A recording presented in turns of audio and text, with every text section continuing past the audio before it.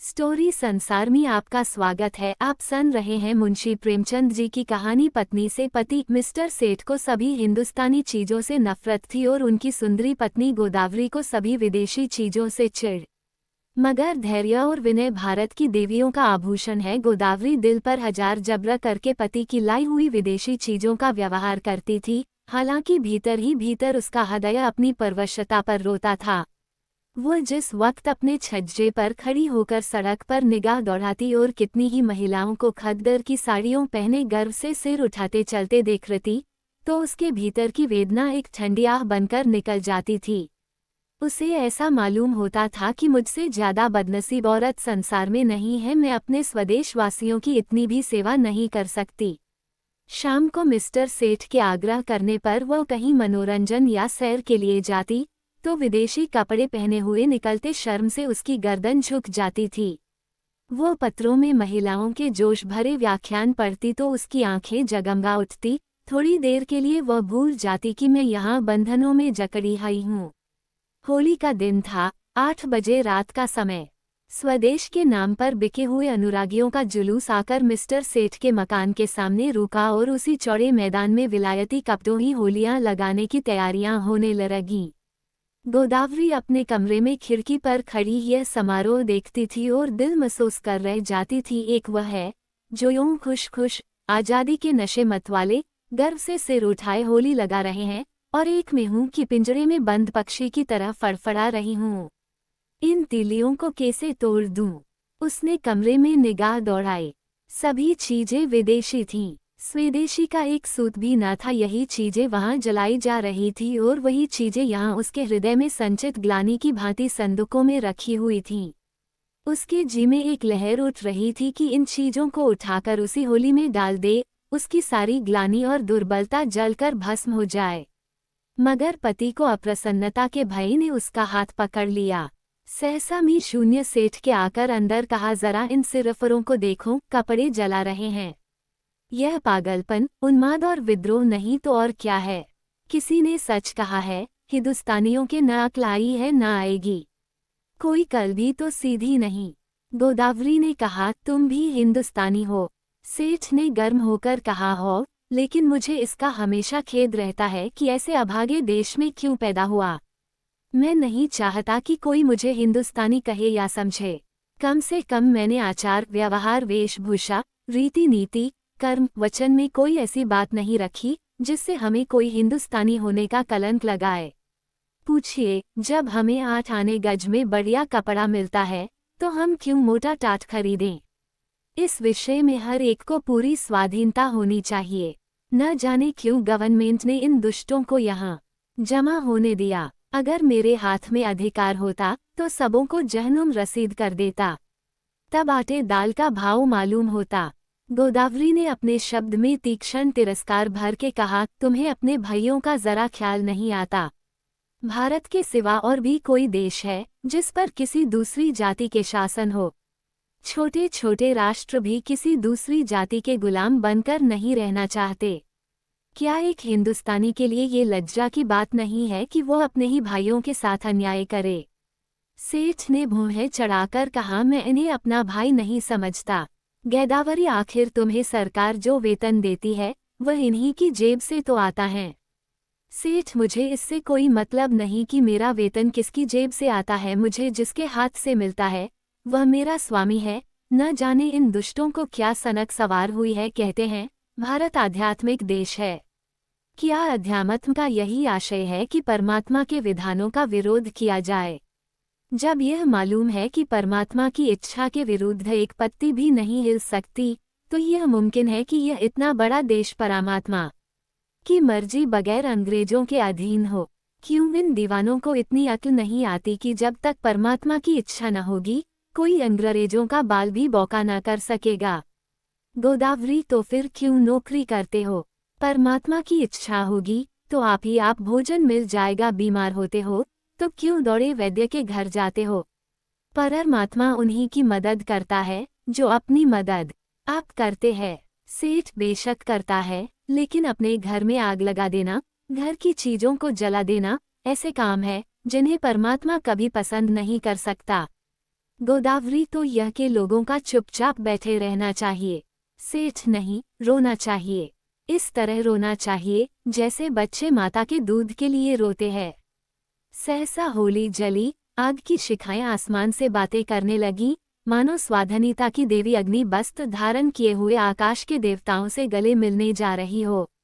दीनानाथ ने खिड़की बंद कर दी, उनके लिए ये दृश्य भी असह्य था। गोदावरी इस तरह खड़ी रही जैसे कोई गाय कसाई के खूंटे पर खड़ी हो।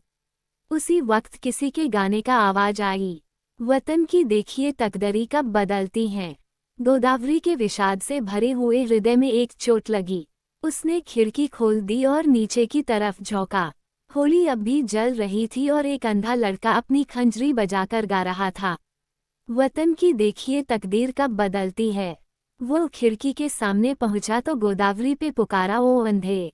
खड़ा रहा, अंधा खड़ा हो गया। गोदवारी ने संदूक खोला, पर उसमें उसे एक पैसा मिला। नोट और रुपए थे, मगर अंधे फकीर को नोट या रुपए देने का सवाल ही न था। पैसे अगर 2-4 मिल जाते तो इस वक्त वह जरूर दे देती, पर वहाँ एक ही पैसा था, वह भी इतना घिसा हुआ कि कहार बाजार से लौटा लाया था। किसी दुकानदार ने न लिया था। अंधे को वह पैसा देते हुए गोदावरी को शर्म आ रही थी। वो जरा देर तक पैसे को हाथ में लिए संशय में खड़ी रही। तब अंधे को बुलाया और पैसा दे दिया। अंधे ने कहा, माताजी कुछ खाने को दीजिए, आज दिन भर से कुछ नहीं खाया। गोदावरी, दिन भर मांगता है तब भी तुझे खाने को नहीं मिलता। अंधा, क्या करूं माता, कोई खाने को नहीं देता। गोदावरी, इस पैसे का चवेना लेकर खा ले। अंधा, खा लूंगा माताजी, भगवान आपको खुशी रखे, अब यहीं सोता हूँ। दूसरे दिन प्रातःकाल कांग्रेस की तरफ से एक आम जलसा हुआ। मिस्टर सेठ ने विलायती टूथ पाउडर विलायती ब्रश से दांतों पर मला, विलायती साबुन से नहाया, विलायती चाय विलायती प्यालियों में पी, विलायती बिस्कुट विलायती मक्खन के साथ खाया, विलायती दूध पिया। फिर विलायती सूट धारण करके विलायती सिंगार मुंह में दबाकर घर से निकले और अपनी मोटरसाइकिल पर बैठ फ्लावर शो देखने चले गए। गोदावरी को रात भर नींद नहीं आई थी। दुराशा और पराजय की कठिन यंत्रणा किसी कोड़े की तरह उसे हृदय पर पड़ रही थी। ऐसा मालूम होता था कि उसके कंठ में कोई कड़वी चीज अटक गई है। मिस्टर सेठ का अपने प्रभाव में लाने की उसने वह सब योजनाएं की जो एक रमणी कर सकती है, पर उस भले आदमी पर उसके सारे हाव भाव, मृदु मुस्कान और वाणी विलास को कोई असर न हुआ। खुद तो स्वदेशी वस्त्रों के व्यवहार करने पर क्या राजी होते, गोदावरी के लिए एक खद्दर की साड़ी लाने पर भी सहमत न हुए। यह तक कि गोदावरी ने उनसे कभी कोई चीज मांगने की कसम खा ली। क्रोध और ग्लानि ने उसकी सद्भावना को इस तरह विकृत कर दिया जैसे कोई मैली वस्तु निर्मल जल को दूषित कर देती है। उसने सोचा, जब यह मेरी इतनी सी बात नहीं मान सकते, तब फिर मैं क्या इनके इशारों पर चलूं, क्यों इनकी इच्छाओं की लौड़ी बनी रहूं। मैंने इनके हाथ कुछ अपनी आत्मा नहीं बेची है। अगर आज ये चोरी या गबन करें तो क्या मैं सजा पाऊंगी? उसी सजा ये खुद झेलेंगे। उसका अपराध इनके ऊपर होगा। इन्हें अपने कर्म और वचन का अख्तियार है, मुझे अपने कर्म और वचन का अख्तियार। यह अपनी सरकार की गुलामी करें, अंग्रेजों की चौखट पर नाक रगड़ें, मुझे क्या गरज है कि उसमें उनका सहयोग करूं। जिसमें आत्माभिमान नहीं, जिसने अपने को स्वार्थ के हाथों बेच दिया, उसके प्रति अगर मेरे मन में भक्ति न हो तो मेरा दोष नहीं। ये नौकर है या गुलाम?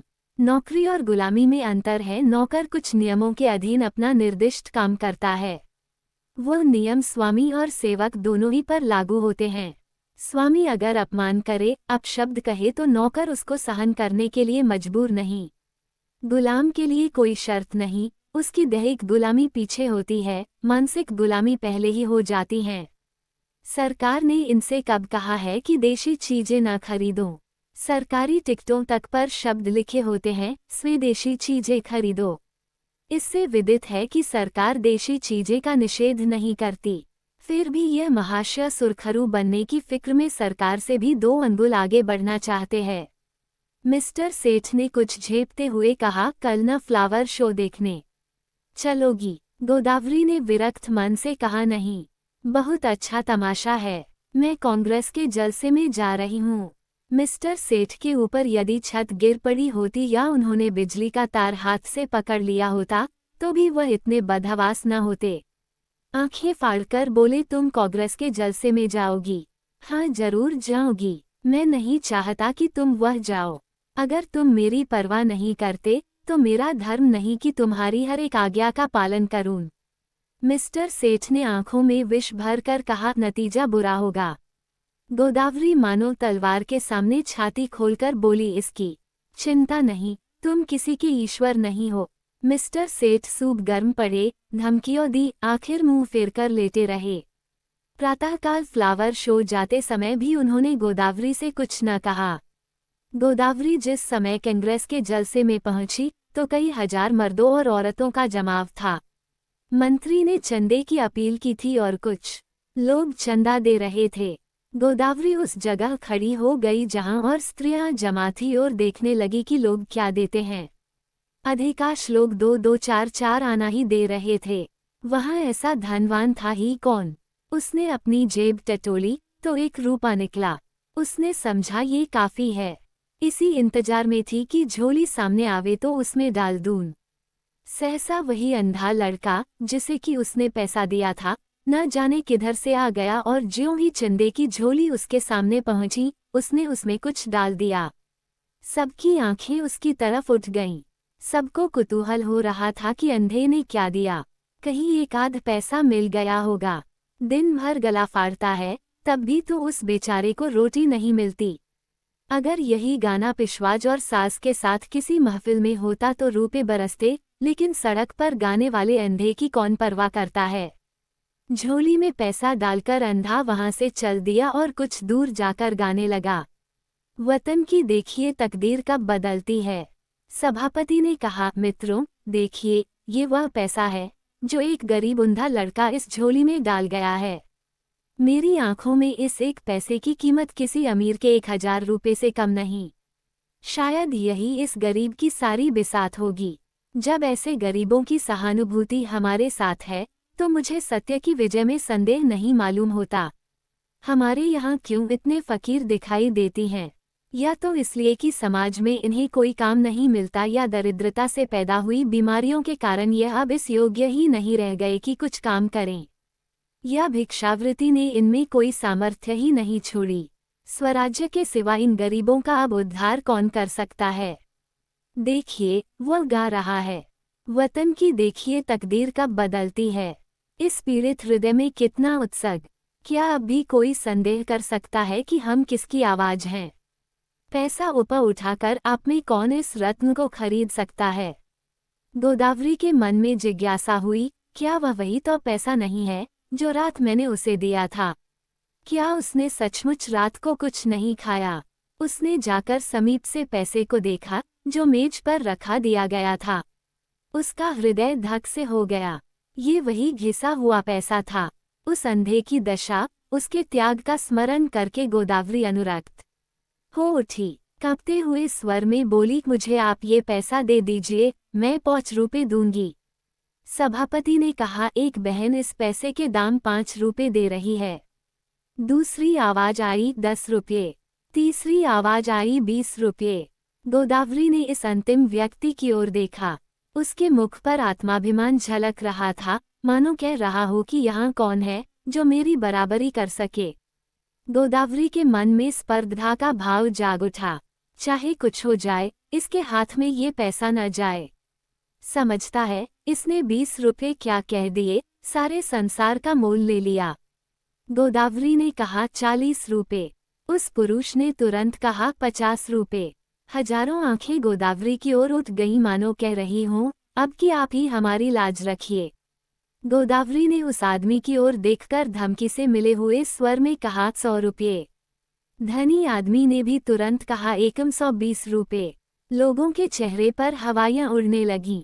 समझ गए इसी के हाथ विजय रही।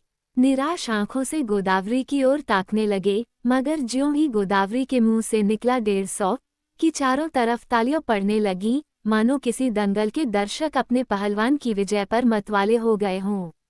उस आदमी ने फिर कहा 250। गोदावरी बोली 200। फिर चारों तरफ से तालियां पड़ी। प्रतिद्वंद्वी ने अब मैदान से हट जाने ही मैनपनी कुशल समझी। गोदावरी विजय के गर्व पर नम्रता का पर्दा डाले हुए खड़ी थी और हजारों शुभकामनाएं उस पर फूलों की तरह बरस रही थीं। जब लोगों को मालूम हुआ कि ये देवी मिस्टर सेठ की बीबी है, तो उन्हें ईर्ष्या में आनंद के साथ उस पर दया भी आई। मिस्टर सेठ अभी फ्लावर शो में ही थे कि एक पुलिस के अफसर ने उन्हें ये घातक संवाद सुनाया। मिस्टर सेठ सकते में पड़ गए, मानो सारी देह शून्य पड़ गई हो। फिर दानों मुठिया बांध ली, दांत पीसे, ओठ चबाए और उसी वक्त घर चले। उनकी मोटर साइकिल कभी इतनी तेज न चली थी। घर में कदम रखते ही उन्होंने चिनगारियों भरी आंखों से देखते हुए कहा, क्या तुम मेरे मुंह में कालिक पुतवाना चाहती हो? गोदावरी ने शांत भाव से कहा, कुछ मुंह से भी तो कहो या गालियां ही दिए जाओगे। तुम्हारे मुंह में कालिक लगेगी तो क्या मेरे मुंह में न लगेगी? तुम्हारी जड़ खुदेगी तो मेरे लिए दूसरा कौन सा सहारा है?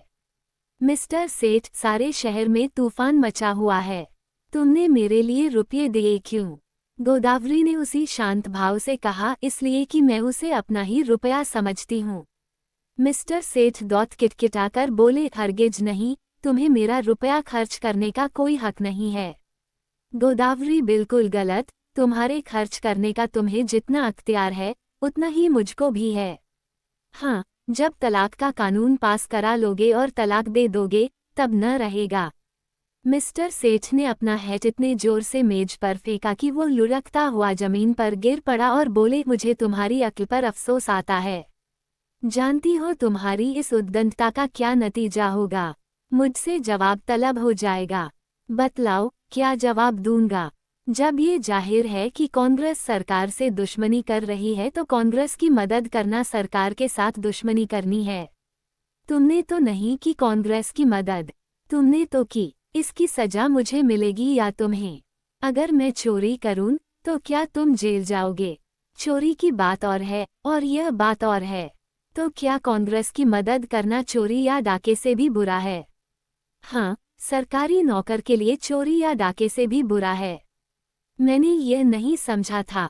अगर तुमने यह नहीं समझा था तो तुम्हारी ही बुद्धि का भ्रम था। रोज अखबारों में देखती हो, फिर भी मुझसे पूछती हो। एक कांग्रेस का आदमी प्लेटफॉर्म पर बोलने खड़ा होता है तो बीसियों सादे कपड़े वाले पुलिस अफसर उसकी रिपोर्ट लेने बैठते हैं। कांग्रेस के सरगनाओं के पीछे कई कई मुखबिर लगा दिए जाते हैं जिनका काम यही है कि उन पर कड़ी निगाह रखें। चोरों के साथ तो इतनी सख्ती कभी नहीं की जाती, इसलिए हजारों चोरियां और डाके और खून रोज होते रहते हैं। किसी का कुछ पता नहीं चलता, न पुलिस इसकी परवाह करती है।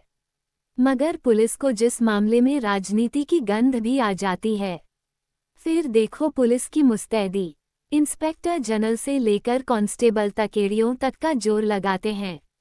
सरकार को चोरों से भय नहीं, चोर सरकार पर चोट नहीं करता।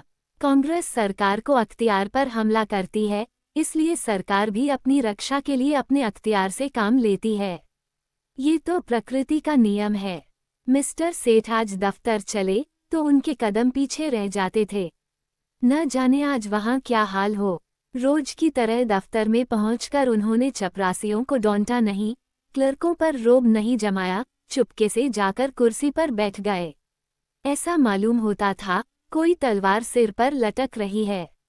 साहब की मोटर की आवाज सुनते ही उनके प्राण सूख गए। रोज वह अपने कमरे में बैठ रहते थे। जब साहब आकर बैठ जाते थे तब आध घंटे के बाद मिसले लेकर पहुंचते थे। आज वह बरामदे में खड़े थे। साहब उतरे तो झुककर उन्होंने सलाम किया, मगर साहब ने मुंह फेर लिया। लेकिन वो हिम्मत नहीं हारे, आगे बढ़कर पर्दा हटा दिया। साहब कमरे में गए तो सेठ साहब ने पंखा खोल दिया, मगर जान सूखी जाती थी कि देखें कब सिर पर तलवार गिरती है। साहब ज्यों ही कुर्सी पर बैठे, सेठ ने लपककर सिगार केस और दियासलाई मेज पर रख दी। एकाएक ऐसा मालूम हुआ मानो आसमान फट गया हो। साहब गरज रहे थे, तुम दगाबाज आदमी हो। सेठ ने इस तरफ साहब की तरफ देखा जैसे उनका मतलब नहीं समझे। साहब ने फिर गरज कर कहा, तुम दगाबाज आदमी हो। मिस्टर सेठ का खून गर्म हो उठा, बोले, मेरा तो ख्याल है कि मुझसे बड़ा राजभक्त इस देश में न होगा। साहब तुम नमकहराम आदमी है। मिस्टर सेठ के चेहरे पर सुर्खी आई। आप व्यर्थ ही अपनी जबान खराब कर रहे हैं। साहब तुम शैतान आदमी है। मिस्टर सेठ की आंखों में सुर्खी आई। आप मेरी बेइज्जती कर रहे हैं। ऐसी बातें सुनने की मुझे आदत नहीं है। साहब चुप रहो, यू ब्लडी। तुमको सरकार 500 रुपये इसलिए नहीं देता कि तुम अपने वाइफ के हाथ से कांग्रेस का चंदा दिलवाए। तुमको इसलिए सरकार रुपया नहीं देता। मिस्टर सेठ को अपनी सफाई देने का अवसर मिला। बोले मैं आपको विश्वास दिलाता हूँ कि मेरी वाइफ ने सरासर मेरी मर्जी के खिलाफ रुपये दिए हैं। मैं तो उस वक्त फ्लावर शो देखने गया था जहाँ मिस फ्रॉक का गुलदस्ता 5 रुपये में लिया। वहाँ से लौटा तो मुझे ये खबर मिली। साहब ओ, तुम हमको बेवकूफ़ बनाता है। ये बात अग्निशिला की भांति ज्यों ही साहब के मस्तिष्क में घुसी, उनके मिजाज का पारा उबाल के दर्जे तक पहुँच गया। किसी हिंदुस्तानी की इतनी मजाल की उन्हें बेवकूफ़ बनाए। वो जो हिंदुस्तान के बादशाह हैं, जिनके पास बड़े बड़े तालुकेदार सलाम करने आते हैं, जिनके नौकरों को बड़े बड़े रईस नजराना देते हैं, उन्हीं को कोई बेवकूफ़ बनाए। उसके लिए वह असह्य था। रूल उठाकर दौड़ा। लेकिन मिस्टर सेठ भी मजबूत आदमी थे। यूं वह हर तरह की खुशामद किया करते थे, लेकिन यह अपमान स्वीकार न कर सके। उन्होंने रूल का तो हाथ पर लिया और एक डग आगे आगे बढ़कर ऐसा घूंसा साहब के मुंह पर रसीद किया कि साहब की आंखों के सामने अंधेरा छा गया। वो इस मुष्टि प्रहार के लिए तैयार न थे। उन्हें कई बार इसका अनुभव हो चुका था कि नेटिव बहुत शांत, दब्बू और गमखोर होता है। विशेषकर साहबों के सामने तो उनकी जबान तक नहीं खुलती। कुर्सी पर बैठकर नाक का खून पोंछने लगा।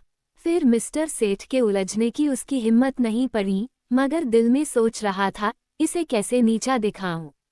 मिस्टर सेठ भी अपने कमरे में आकर इस परिस्थिति पर विचार करने लगे। उन्हें बिल्कुल खेद न था, बल्कि वह अपने साहस पर प्रसन्न थे। इसकी बदमाशी तो देखो कि मुझ पर रूल चला दिया। जितना दबता था उतना ही दबाए जाता था। मेम यारों को लिए घूमा करती है, उससे बोलने की हिम्मत नहीं पड़ती। मुझसे शेर बन गया, अब दौड़ेगा कमिश्नर के पास। मुझे बर्खास्त कराए बगैर न छोड़ेगा। ये सब कुछ गोदावरी के कारण हो रहा है। बेइज्जती तो हो ही गई, अब रोटियों को भी मुहताज होना पड़ा। मुझसे तो कोई पूछेगा भी नहीं, बर्खास्तगी का परवाना आ जाएगा। अपील कहाँ होगी? सेक्रेटरी है हिंदुस्तानी, मगर अंग्रेजों से भी ज्यादा अंग्रेज। होम मेंबर भी हिंदुस्तानी है, मगर अंग्रेजों के गुलाम। गोदावरी के चंदे का हाल सुनते ही उन्हें जूड़ी चढ़ाएगी। न्याय की किसी से आशा नहीं, अब यहाँ से निकल जाने में ही कुशल है। उन्होंने तुरंत एक इस्तीफा लिखा और साहब के पास भेज दिया। साहब ने उस पर लिख दिया, बर्खास्त। दोपहर को जब मिस्टर सेठ मुंह लटकाए हुए घर पहुंचे तो गोदावरी ने पूछा, आज जल्दी कैसे आ गए? मिस्टर सेठ दहकती हुई आंखों से देखकर बोले, जिस बात पर लगी थी वो हो गई। अब रो, सिर पर हाथ रख के। गोदावरी बात क्या हुई? कुछ कहो भी तो। सेठ बात क्या हुई? उसने आंखें दिखाई, मैंने चांटा जमाया और इस्तीफा देकर चला आया। गोदावरी इस्तीफा देने की क्या जल्दी थी?